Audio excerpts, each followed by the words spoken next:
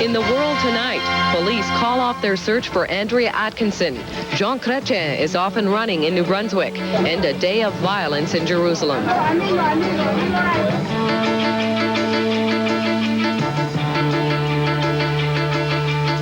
The World Tonight with Loretta Sullivan.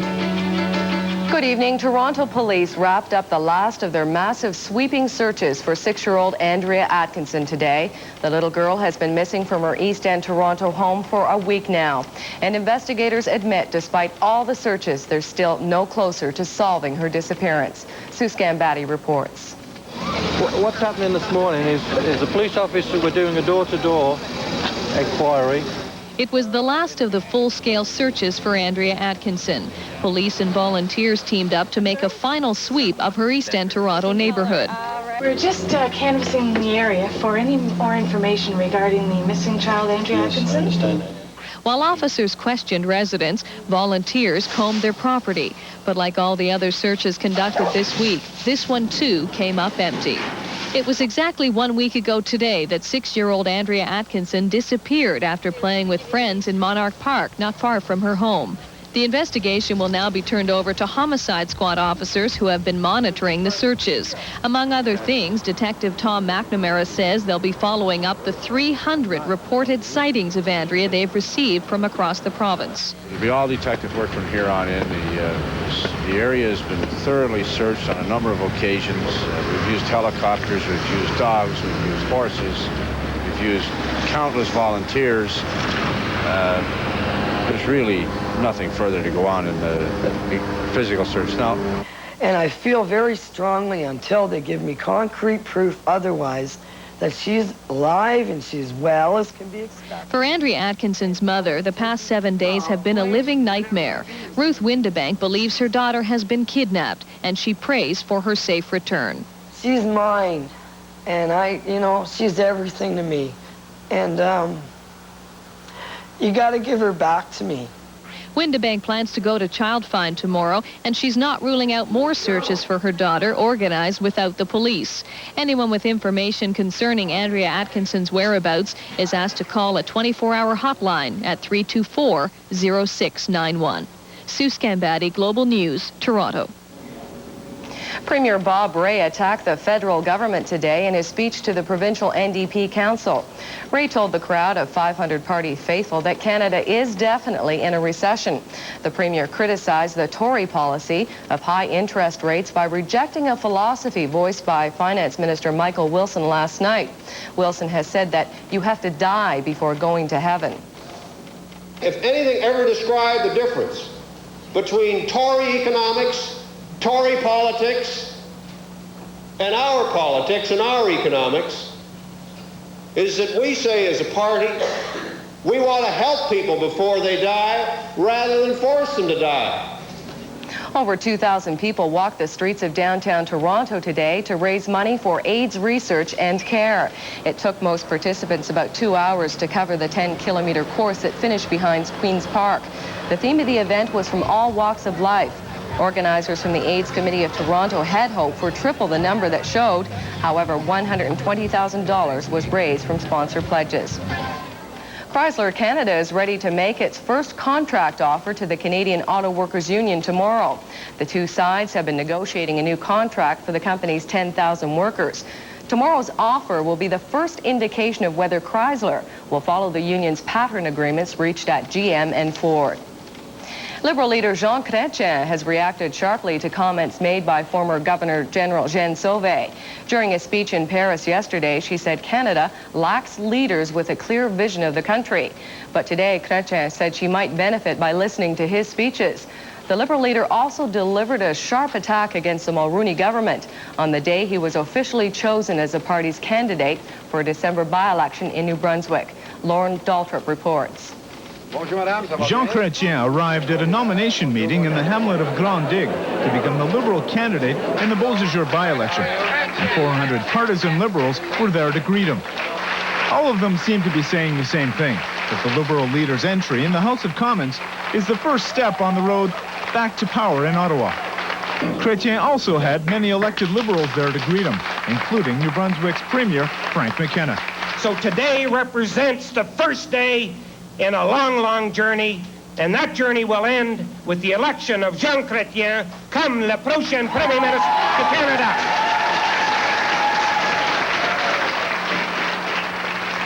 Chrétien guided his audience through a description of traditional liberalism, offering a party that tries to fight for the little guy.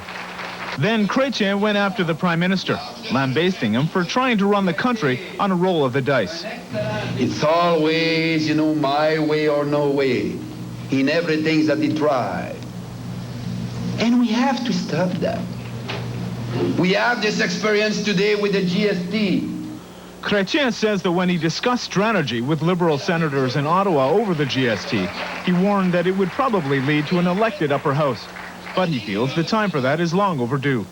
I'm quite convinced that if we were to have an elected Senate representing the regions, where it will not be based on population, but it will be based, as in every country, a house that represents something other than only the populations, we would have a better government. Afterwards, Chrétien told reporters that he was confident of winning the riding, but he was still ready to take on any of 4 political opponents, including the Core Party. Oh, I will fight the Core because they are rejecting the French fact, as I'm fighting those in Quebec who are rejecting the English facts in Quebec. As he told the 400 people who came to see him get nominated as the Liberal candidate, Chrétien's return to the House of Commons will give him a chance to wage a more direct assault on the Prime Minister and his government. And he says it's an opportunity he's been waiting for since he entered politics almost 27 years ago. Lauren Daltrop, Global News, in Grand Digue, New Brunswick. Prime Minister Brian Mulroney arrived in Vancouver today to begin a 3-day visit. Speaking to a Tory workshop, Mulroney defended his government's goods and services tax as crucial to Canada's economic well-being. Mulroney said he realizes the tax is unpopular, but added that Canadians will recognize the benefits after the tax is implemented. Coming up on The World Tonight, a deadly rampage in a Jerusalem neighborhood.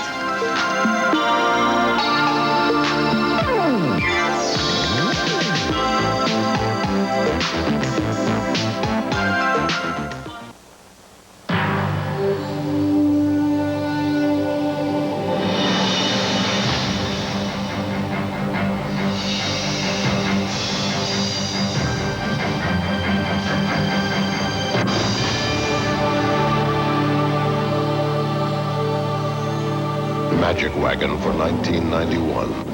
The evolution of the minivan is now complete. Chrysler, all you have to do is drive one. It's funny how in the quiet times we feel most like ourselves. The little things, all the sweetness brings a familiar tale. Oh, life retells, yes it does. Sincerity, oh, honestly, we share more than we know. Childhood, innocence, through life, confidence, together we can grow, yes we will, together we can grow. To everyone who cares about somebody else, we'd like you to know someone is caring for you. PharmaPlus Drug Mart. Discover the plus. Every day, millions of people do something strange. They wash their dishes before they wash their dishes. Introducing the new Maytag Jet Clean dishwasher that scrubs with 47 powerful jets from the top, bottom, and sides, filters, and disposes. It's one dishwasher designed to do the dishes with little help from you. Or me. Now get a $40 rebate with select Maytag washers and dishwashers. Tensions are running high tonight in Jerusalem following the killings of 3 Israelis. Police say an Arab laborer went on a stabbing rampage through a Jewish neighborhood yelling, "God is great." The bloody outburst was apparently in revenge for the Temple Mount killings earlier this month. Peter Arnett has more. The blood-stained streets of a quiet Jerusalem neighborhood mark the scene of the latest violence to strike the Israeli capital. Angry residents gather where police say a 19-year-old Palestinian construction worker went on a killing rampage Sunday morning, stabbing 3 Jews with a 16-inch bladed knife. Security forces rushed in to keep order after news of the murders led to retaliatory attacks against Arab cars and threats against the lives of Arabs passing by. Local residents apprehended the Arab attacker after he had stabbed to death a young woman soldier, a gardener, and an off-duty police officer, and wounded a 13-year-old boy going to school. Police sources say the stabbings were apparently in retaliation for the police killing of at least 19 Arabs on the Temple Mount 2 weeks ago. A Palestinian extremist group has called for revenge killings of Jews. Police are investigating to determine if Sunday's attacker, identified as Omar Abu Sirhan from Bethlehem, was a loner or one of a group. Israeli government spokesman Avi Pazner blamed the stabbings on United Nations bias against Israel. The killings of 3 Jews today by an Arab in Jerusalem is the direct result of the atmosphere created by the condemnation of Israel by the Security Council of the United Nations. Palestinian leaders say the Temple Mount shootings and the Israeli government's indifference to the peace process are the root cause of Sunday's violence. The present conditions, if they continue to prevail, that means this cycle will be entrenched in. And if we want to break out from such a cycle, certainly political statements, inflaming political statements from all parties should calm down. Sunday's stabbings mark a continuation in the escalating cycle of violence in Jerusalem, which Israeli authorities seem powerless to stop and may be unable to prevent getting worse. Peter Arnett, CNN, Jerusalem. And in neighboring Lebanon, there was more violence today. Gunmen have murdered Lebanese Christian politician Danny Shamoun, his German wife, and 2 sons. Shamoun was a supporter of toppled rebel leader General Mashal Aoun and was known for his staunchly anti-Syrian views. Iraqi President Saddam Hussein has agreed to free an unspecified number of British hostages. That pledge came during a meeting in Baghdad between Saddam and former British Prime Minister Edward Heath. As many as 53 Britons in Iraq and Kuwait are either seriously ill or elderly. After 3 hours of talks, Heath said arrangements will be made to fly them home next week. Saddam also told Heath that he wants to work toward a peaceful settlement to the Gulf crisis. John Simpson reports. For those who were waiting to know if they'd be leaving, it was a trying day. Jim and Mary Wright, in the shelter of the British ambassador's residence, were told to be ready to pack, but though they're at the top of Mr. Heath's list, they spent the day without the final certainty of being able to leave. Everything depended on Edward Heath's meeting with the Iraqi president. When Mr. Heath encountered the president, there were no British officials present. The tone of the meeting was courteous but correct. Some recent Western visitors have bowed when they met the Iraqi leader, but Mr. Heath was careful to keep a neutral approach. They talked for 3 hours, unusually long. Saddam Hussein emphasized his wish for a peaceful, diplomatic conclusion to the Gulf crisis, and he agreed with Mr. Heath on which categories of British prisoners here should be allowed to leave. So when Mr. Heath arrived to give a press conference about it all, he had the president's assurance that sick and elderly prisoners could go.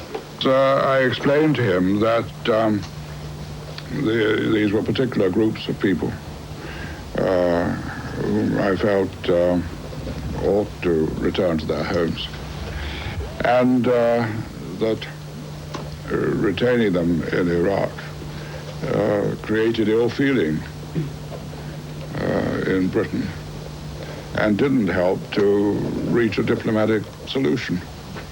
He couldn't yet give us the names of those involved since each case is still being negotiated, but the list Mr. Heath has submitted contains 200 names.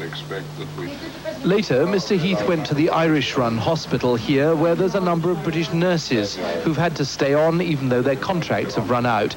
They and many others are on his list to go.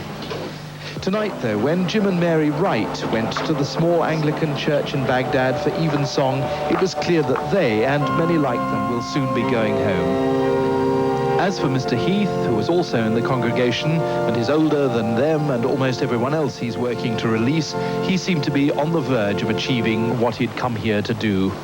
John Simpson, BBC News, Baghdad. In the Persian Gulf today, 2 American warships fired shots across the bow of an Iraqi tanker that refused orders to stop. The ship was then intercepted and boarded and then permitted to proceed. Meanwhile, the head of the Canadian forces in Europe has said today that only Ottawa can order forces into action in the Gulf. General Brian Smith said the warships and jet fighters are under his command. They're on a defensive mission and will only defend themselves if attacked. The on-again, off-again budget negotiations in Washington are off again tonight. Bush administration officials walked out of talks this afternoon in a continuing dispute over how to cut the deficit. Democrats and Republicans are trying to compromise by raising taxes, cutting defense spending, and domestic programs. The main unresolved issue remains how to raise taxes on millionaires and those families earning more than $200,000 annually. The Democrats are unified.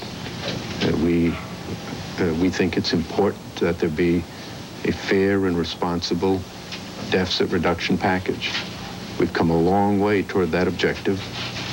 There's been give on both sides, and we hope now, as we near the end, that we can bring it to a successful conclusion.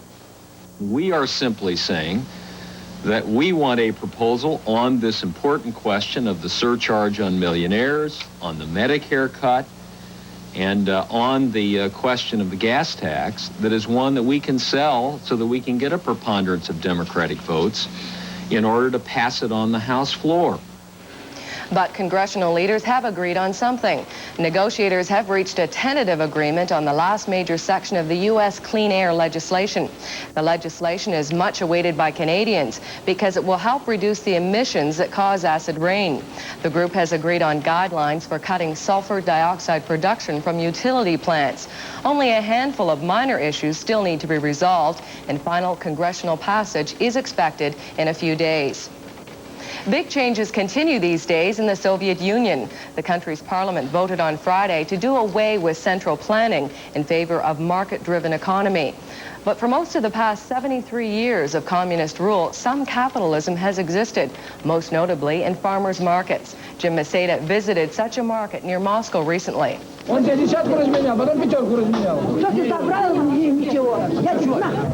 For as long as anyone can remember, the Cherry Blossom Market has been here.